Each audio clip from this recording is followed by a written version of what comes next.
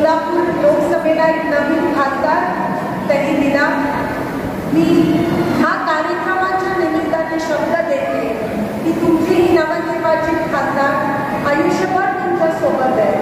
आजपासून तुमचं आणि माझं नातं हे खासदार आणि मतदाराचं नाही, तर वडिलांचं आणि लेकीचं नातं आहे, आईचं आणि लेकीचं नातं आहे, आणि एका भावाचं आणि बहिणीचं नातं आहे। आणि मी आयुष्यभर तुमची सेवा करेन।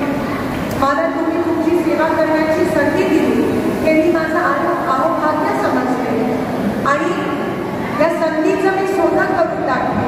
मी खासदार झाल्याचा फायदा तुम्हाला झाला पाहिजे, आणि तो मी 100% करून देईन। आज या व्यासपीठावर पुन्हा ते वचन देते। ती कामाला लागली आहे आणि मी आतुरतेने वाट पाहते की तुमच्या इथे येऊन तुमची कामं कधी करू।